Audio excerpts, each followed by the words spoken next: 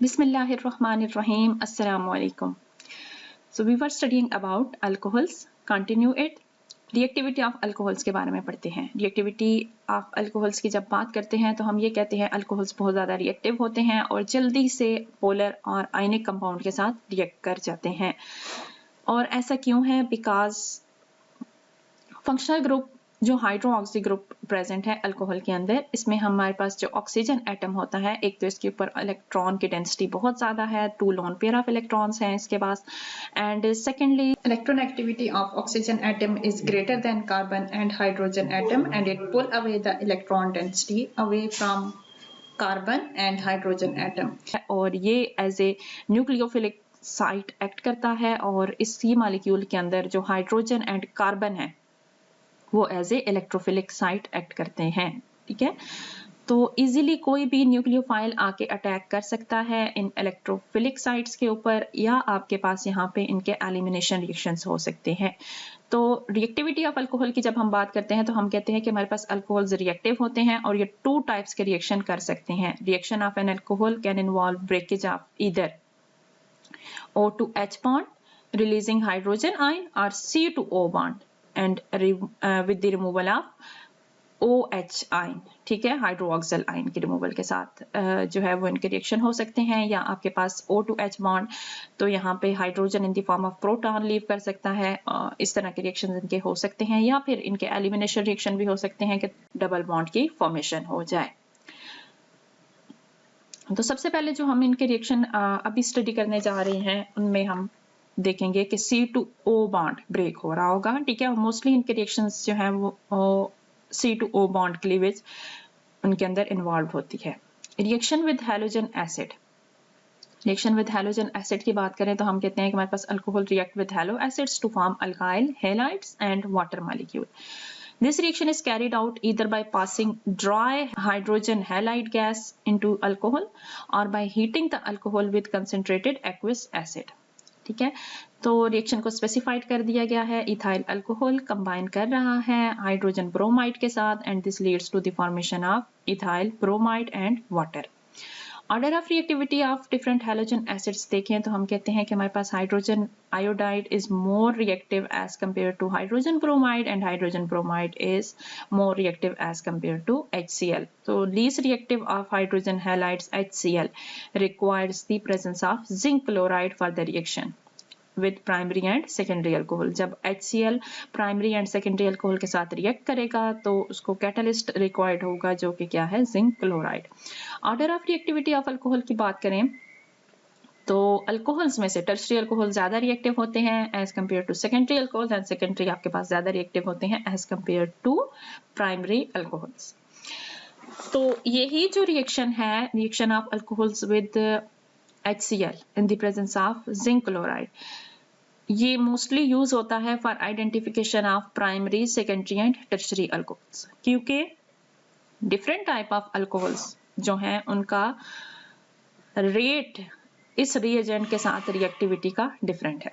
ठीक है, तो यहाँ पे आपको दिखाया हुआ है जैसे कि प्राइमरी अल्कोहल जब जिंक क्लोराइड के साथ रिएक्शन करते हैं in the presence of HCl mean Lucas reagent, इसको हम जो मिक्सचर है हमारे पास इक्विमोलर मिक्सचर होता है जिंक क्लोराइड एंड HCl का, इसको हम बोलते हैं ल्यूकाज रिएजेंट। तो ल्यूकाज रिएजेंट के साथ जब हम डिफरेंट अल्कोहल का रिएक्शन करवाएंगे तो उनका रेट डिफरेंट होगा रिएक्टिविटी का।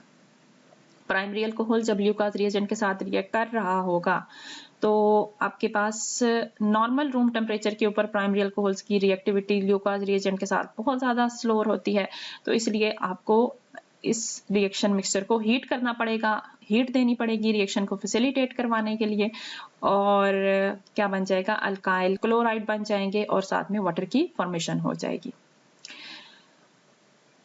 सेकेंड आपके पास जो रिएक्शन है that is secondary alcohol when going to react with Lucas reagent, तो ये आपके पास 10 to 5 मिनट्स के अंदर, ठीक है, ये रिएक्शन हो जाएगा, अल्काइल क्लोराइड की फॉर्मेशन हो जाएगी और साथ में वाटर की। लेकिन tertiary alcohols readily react with Lucas reagent, तो फौरन से आपके पास जो है वो टर्शरी अल्काइल क्लोराइड की फॉर्मेशन हो जाएगी। अब टेस्ट की आइडेंटिफिकेशन किस तरह से होती है। शुरू में हमारे पास होता है कलरलेस सॉल्यूशन, ठीक है। तो जैसे ही आप इसका ल्यूकास रिएजेंट के साथ रिएक्शन करवाते हैं, तो अगर अल्काइल क्लोराइड्स बन जाएंगे तो रिएक्शन के अंदर टर्बिडिटी आ जाएगी, मीन उसकी क्लियरनेस लॉस हो जाएगी, ठीक है। तो ये जो क्लियरनेस लॉस वाला सिस्टम है, ये आपको ये बताता है कि अल्काइल हेलाइड्स या अल्काइल क्लोराइड्स की फॉर्मेशन हो गई है, ठीक है। तो जो जितना इजीली, जिसके अंदर टर्बिडिटी जितनी जल्दी आएगी बीन उसका रेट उतना ज्यादा फास्ट है। तो टर्शरी अल्कोहल्स के केस में जो टर्बिडिटी है सोल्यूशन के अंदर वो फौरन अपीयर हो जाती है, तो वहां से हमें ये आइडेंटिफिकेशन हो जाती है कि हमारे पास अल्काइल क्लोराइड बन चुके हैं।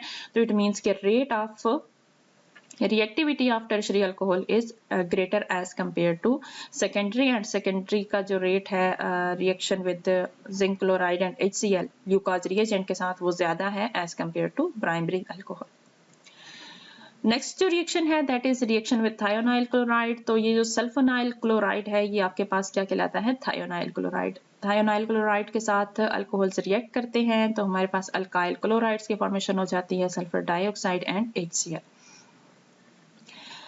अच्छा, reaction with phosphorus trihalide. Phosphorus ट्राइहैलाइड्स के साथ जब अल्कोहल्स रिएक्ट करते हैं तो हमारे पास अल्काइल हैलाइड्स की फॉर्मेशन हो जाती है और साथ में फास्फोरिक एसिड फॉर्म होता है। तो इथाइल अल्कोहल है, इथाइल अल्कोहल का रिएक्शन फास्फोरस ट्राई ब्रोमाइड के साथ हो रहा है, हमारे पास इथाइल ब्रोमाइड की फॉर्मेशन हो रही है और फास्फोरिक एसिड। सेकंड में आपके पास मेथनॉल है, मेथनॉल का रिएक्शन है फास्फोरस ट्राई आयोडाइड के साथ और हमारे पास methyl iodide as well as phosphoric acid की फॉर्मेशन हो रही है। तो यहाँ पे हम ये कहते हैं कि हमारे पास ये जो फास्फोरस ट्राई आयोडाइड है ये अनस्टेबल कंपाउंड होता है, हमें इन सूचो इसको प्रिपेयर करवाना पड़ता है। हम रेड फास्फोरस का रिएक्शन आयोडीन के साथ करवाते हैं तो हमारे पास फास्फोरस आयोडाइड बन जाता है और फिर इनसाइड द रिएक्शन मिक्सचर ये फास्फोरस आयोडाइड फर्दर रिएक्ट करता है अल्कोहल के साथ और अल्काइल आयोडाइड की फॉर्मेशन कर देता है। अब हमारे पास वो रिएक्शन आ रहे हैं जिनमें O2H बॉन्ड की क्लीवेज हो रही है। तो esterification, reaction of carboxylic acids with alcohol leads to the formation of esters. तो इस रिएक्शन को हम क्या बोलते हैं, एस्टरिफिकेशन। कार्बोक्सिलिक एसिड जब अल्कोहल के साथ रिएक्शन करेंगे तो ईस्टर्स की फॉर्मेशन होगी और इस प्रोसेस को हम क्या बोलते हैं, फिशर एस्टरिफिकेशन, ठीक है। एस्टरिफिकेशन आपकी बुक में यूज हुआ है, कुछ बुक्स के अंदर फिशर एस्टरिफिकेशन के नाम से भी ये रिएक्शन आपको मिलेगा। और हमारे पास आइसोप्रोपाइल अल्कोहल रिएक्ट कर रहा है एसिटिक एसिड के साथ, आइसोप्रोपाइल एसीटेट एंड वाटर की फॉर्मेशन हो रही है।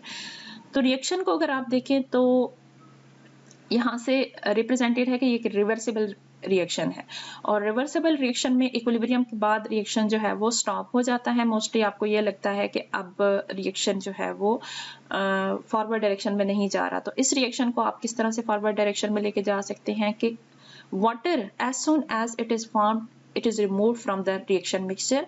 तो रिएक्शन उस सूरत में क्या होगा कि रिएक्टिंग रिएजेंट्स एक दूसरे के साथ ज्यादा कंबाइन करेंगे और greater amount of product will be formed. Next reaction is elimination reaction. Elimination reactions में alcohols react with concentrated sulfuric acid and undergo dehydration to form alkene. यहाँ से removal of water होगा। removal of water आपको पता है जब भी होता है वो adjacent carbon के ऊपर से एक ग्रुप लीव करता है और दूसरे कार्बन के ऊपर से दूसरा ग्रुप लीव कर रहा होता है, ठीक है। तो एडजेसेंट कार्बन के ऊपर से रिमूवल होता है हाइड्रोक्सी ग्रुप का एंड हाइड्रोजन एटम का, फॉर्मेशन हो जाती है डबल बॉन्ड की।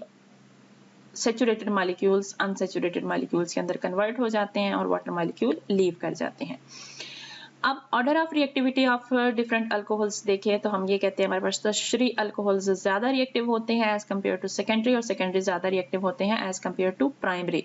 तो रेट ऑफ रिएक्शन भी टर्शरी अल्कोहल्स का सेकेंडरी अल्कोहल से ज्यादा होगा और सेकेंडरी अल्कोहल्स का प्राइमरी अल्कोहल से ज्यादा होगा और रिएक्शन कंडीशंस भी आपके पास जो है वो लेस टफ होती जाएंगी। मेन टर्शरी अल्कोहल के केस में आपको कंसंट्रेटेड H2SO4 तो रिक्वायर्ड होगा लेकिन टेम्परेचर इतना ज्यादा जो है वो रिक्वायर्ड नहीं होगा, 60 डिग्री सेल्सियस तक टेम्परेचर चाहिए होगा, जबकि सेकेंडरी के अल्कोहल में कंसंट्रेटेड सल्फ्यूरिक एसिड की प्रेजेंस में 100 डिग्री सेल्सियस तक आपको टेम्परेचर रिक्वायर्ड होगा।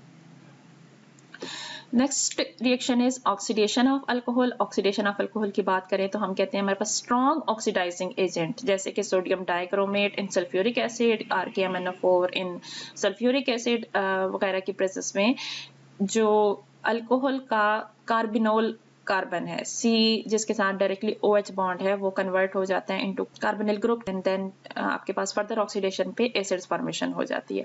प्राइमरी अल्कोहल्स की ऑक्सीडेशन जो है वो एसिड्स की फॉर्मेशन करती है। इन ऑक्सीडाइजिंग एजेंट्स के प्रेजेंस में फाइनल जो प्रोडक्ट हमारे पास बनते हैं वो एसिड्स बनते हैं और सेकेंडरी अल्कोहल्स इन्हीं ऑक्सीडाइजिंग एजेंट की प्रेजेंस में हमारे पास कीटोन्स की फॉर्मेशन करते हैं और अगर फर्दर हम लोगों ने इनको एसिड्स के अंदर कन्वर्ट करना है तो मोर ड्रास्टिक कंडीशंस रिक्वायर्ड होंगी। Tertiary alcohols are stable to the oxidation under normal condition. Normal condition के अंदर टर्शरी अल्कोहल्स के अंदर ऑक्सीडेशन पॉसिबल नहीं है। ऊपर अगर आप देखें प्राइमरी एंड सेकेंडरी अल्कोहल में इस तरह का कोई हाइड्रोजन टर्शरी अल्कोहल्स के अंदर मौजूद नहीं है तो इनके अंदर ऑक्सीडेशन इजीली पॉसिबल नहीं है। रिएक्शन शोन है आपके पास, ये तीनों आपके पास प्राइमरी अल्कोहल हैं, ethanol, propanol and benzyl alcohol. ये KMnO4 एसिडिक मीडियम के अंदर या पोटाशियम डाइक्रोमेट, सोडियम डाइक्रोमेट के बजाय यहाँ पे जो ऑक्सीडाइजिंग एजेंट यूज हुआ हुआ है वह कौन सा पोटाशियम डाइक्रोमेट, तो उसके साथ रिएक्ट करते हैं तो इथेनॉल फाइनल जो प्रोडक्ट बनाता है वो इथेनोइक एसिड बना रहा है, प्रोपानोल प्रोपानोइक एसिड बना रहा है और बेंजाइल अल्कोहल बेंजोइक एसिड बना रहा है। इसी तरह सेकेंडरी अल्कोहल है आइसोप्रोपाइल अल्कोहल, पोटाशियम डाइक्रोमेट के साथ इन the presence of acidic medium react कर रहा है तो एसीटोन की फॉर्मेशन हो रही है, तो कीटोन की फॉर्मेशन हो गई है। Next reaction is oxidation of 1,2-डाइओल जिनको हम क्या बोलते हैं ग्लाइकोल्स। ग्लाइकोल्स किस तरह के ऑक्सीडेशन रिएक्शन करेंगे, तो यहाँ हम ये कहते हैं कि हमारे पास 1,2-डाइओल्स या glycols when treated with acidic KMnO4 और potassium chromate results in the formation of cleavage of C2C bond. इनका C2C बॉन्ड यहाँ से ब्रेक होगा और आपके पास किस चीज की फॉर्मेशन हो रही है, फॉर्मिक एसिड की इन the presence of acidic KMnO4 and elevated temperature. High temperature के ऊपर ये रिएक्शन करेंगे तो फॉर्मिक एसिड की फॉर्मेशन हो रही है। अब KMnO4 स्ट्रॉन्ग ऑक्सीडाइजिंग एजेंट है तो इसने अल्कोहलिक ग्रुप को कन्वर्ट कर दिया इनटू एसिडिक ग्रुप। यहाँ पे कुछ माइल्ड ऑक्सीडाइजिंग एजेंट भी यूज हो सकते हैं जैसे 1,2-डाइओल्स का रिएक्शन जब आप करवाएं पर आयोडिक एसिड के साथ और लेड टेट्रा एसिडेट के साथ, तो ये आपके पास एल्डिहाइड की फॉर्मेशन करता है रादर देन एसिड फॉर्मेशन। ठीक है, लेड एसिडेट के साथ आप रिएक्शन करवाएं या पर आयोडिक एसिड के साथ रिएक्शन करवाएं तो आपके पास अगेन यहाँ से भी C2C बॉन्ड ब्रेक हुआ है लेकिन एसिड फॉर्मेशन के बजाय आपके पास एल्डिहाइड की फॉर्मेशन हुई है। ठीक है, so that's all for today. Thank you so much students.